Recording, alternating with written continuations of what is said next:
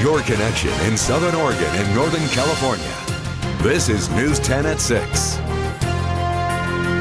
Good evening, I'm Trish Close. I'm Rick Tillery, thanks for joining us. Oppressive heat and dry conditions are making things worse for firefighters and the fires they're battling on the Oregon-California border. Crews not getting any relief from the heat, even when they're at camp. News 10's Krystle Henderson has the latest in tonight's top story at 6. More than 600 firefighters, everything working against them. Flames, smoke, steep terrain, and even hotter, drier conditions. There was a lot of increased fire behavior, more intense fire behavior, a lot of activity in the afternoon. We called in air tankers and helicopters. They help support the troops on the ground.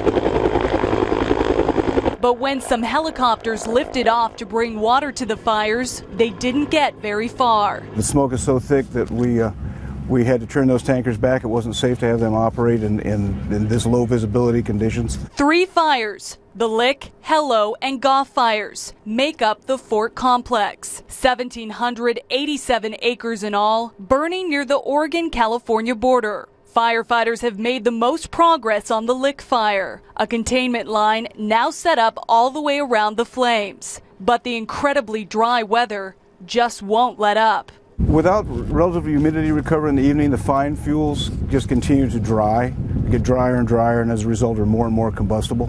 After spending all day or all night on the fire lines, crews rest here. Hundreds of tents set up at base camp.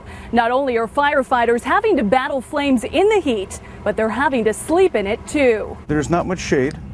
Imagine yourself coming off a long shift in the evening, where it's a struggle to navigate the terrain because it's so steep, then to come to get your rest where it's over 100 degrees. Heat stroke and heat exhaustion, some of the biggest concerns for firefighters. But with only 10% of the fires contained, it's a job someone has to do. It takes its toll. It's a difficult job. It's very fatiguing.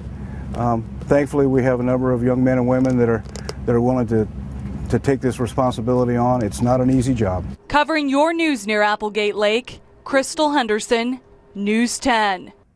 U.S. Forest Service holding a community meeting in the Applegate tomorrow evening. Firefighters answering questions and talking about the latest fire conditions. Starts at 6 at the Upper Applegate Grange Hall.